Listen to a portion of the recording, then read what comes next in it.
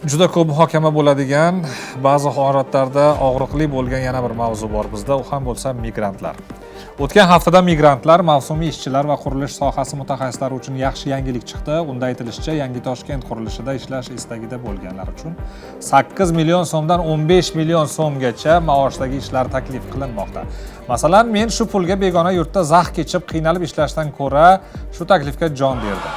Ish va yaxshi daromad izlab yurganlarning 10 ming nafarini poytaxt o'ziga chorlamoqda. Loyiha qurilishi uchun hatto xorijda yurgan yurtdoshlarimiz ham jalb qilinmoqda.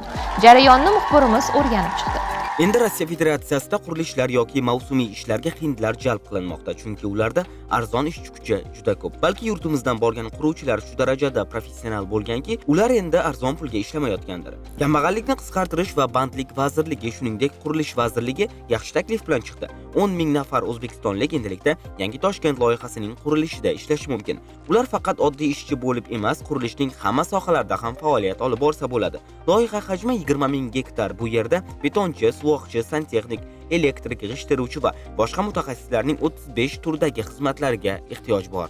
Mas'ullarning aytishicha, ishchilar yotoqxona, kiyim-kechak, transport va 3 mahal ovqat bilan ta'minlanadi. Bir kunda 8 soatlik ish rejimi, qo'shimcha dam olish kunlari ham bor deyishgan. Bu hozir berilayotgan takliflar orasida. E'londa ishlash istagida bo'lganlar O'zbekistonda bo'lsa qisqa 1176 raqamiga, xorijdagi vatandoshlarimiz bu loyihada qatnashmoqchi bo'lsa, shu raqamlarga qo'ng'iroq qilishlari aytilgandi. Ammo har bahor shu bo'lar takror deganlardek bizda qilingan har qanday yangilik boshida nimadir muammoga uchraydi. Bu gal ham shunaqa bo'ldi. Tarmoqlarda raqamlar ishlamayotgani yurtdoshlarimizning qo'ng'iroq qilib mas'ullarga bog'lana olmayotgani haqida yozishdi. Saytlarga kelgan ma'lumotlarda ish istovchilar bu xabarlaringizdagi mehnat bandligi nomeri ishlamaydi-ku, 4 kundan buyon telefon qilaman degan bo'lsa, yana bir fuqaro 8 milliondan 15 milliongacha oylik maosh debdi. Buni iltimos ko'rsatuv qilib tekshirib ko'ringlar. O'zim svarshikman, parovoy atapleniya, metalokonstruksiya bo'yicha mutaxassisligim bor, lekin vazirlik va idoralarga ishonch yo'q deb qo'ygan. Xullas, yozganlar orasida muammolarni aytishgani ham bor.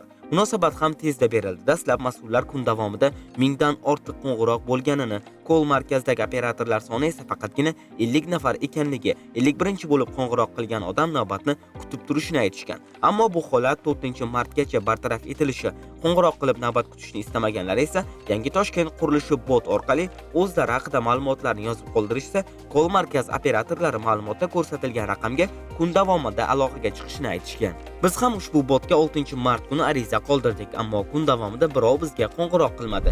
Erta tongdan esa 1176 raqamga qo'ng'iroq qilganimizda tezda javob berib, arizalar olib qo'yilgan bo'lsa, tez fursatda qo'ng'iroq qilishlarini aytishdi. E'lon bo'yicha chiqyapsiz, to'g'rimi?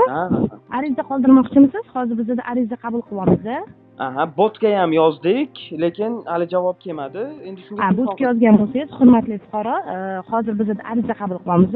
Arizalarni olganimizdan keyin ular mutaxassisligiga yo'naltiriladi, keyin sizga aloqaga chiqishadi. Bilishimiz mumkinki, hozirga qadar bot yoki kol markazlari orqali ro'yxatdan o'tganlar soni juda ko'p va jarayon davom etmoqda.